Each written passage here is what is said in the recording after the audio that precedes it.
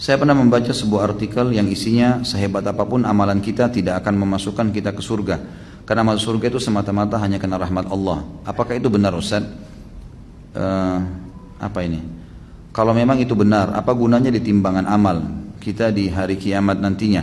Kalau yang memasukkan kita ke surga bukanlah amal kita, tapi rahmat Allah. Jazakallah khair. Tentu saja iya. Tidak ada orang yang masuk surga dengan amalnya. Itu sesuai dengan hadis Bukhari. Nabi SAW yang mengatakan itu. Tidak ada seorang pun di antara kita yang masuk dalam surga dengan amalnya. Maka kata para sahabat, Anda juga ya Rasulullah? Kata Nabi SAW, saya juga. Ya, tapi Allah telah memberikan rahmatnya kepadaku. Memang untuk masuk ke surga, rahmatnya Allah. Gitu kan? Mau contoh rahmatnya Allah, sekarang antum berbuat dosa 50 tahun.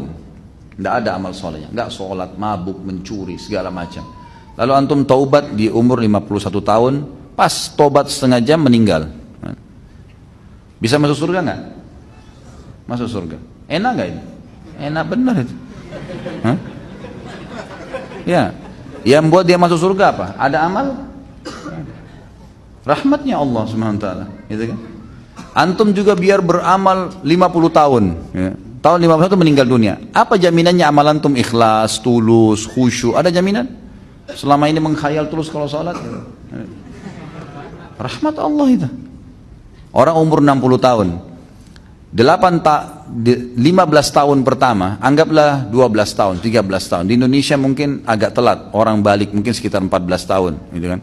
Anggap 14-15 tahun antum balik. Berarti kalau umur antum 60 tahun, 15 tahun sudah habis untuk masa anak-anak.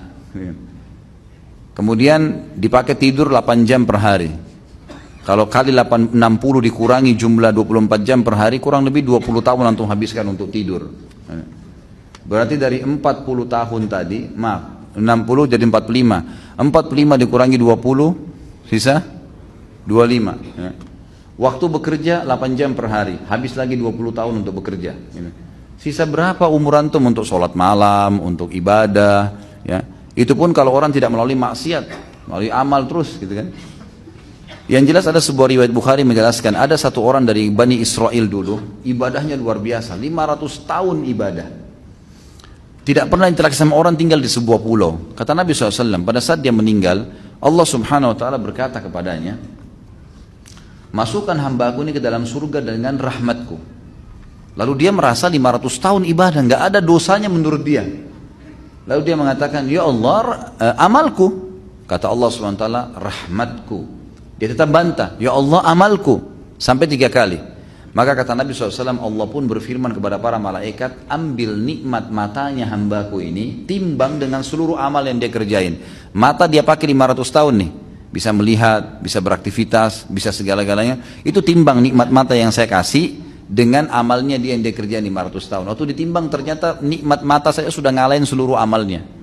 Belum nikmat telinga, belum nikmat segala-galanya nih. Banyak kalau nikmatnya Allah mau dihitung. Bagaimana caranya antum mau menilai amal antum? Gitu. Amal apa yang kita kerjain teman-teman sekalian? Tidak ada amal-amal yang sederhana. Dari 24 jam sholat cuma 5 waktu yang wajib. Kalau kita hitung 10 menit satu sholat berarti 50 menit. Masih ada 23 jam 10 menit. Antum bebas lakukan apapun. Rahmat Allah SWT.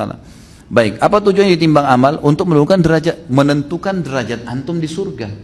Antum ini derajat keberapa? Di pintu keberapa masuknya? Itu amal kita. Amal akan menentukan derajat nanti, ya, derajat surga yang ke-100, tingkat 100 kah, tingkat yang pintu yang ketiga kah, derajat yang keberapa, itu amal kita yang menentukan nanti. Tapi kita masuknya dengan rahmat Allah.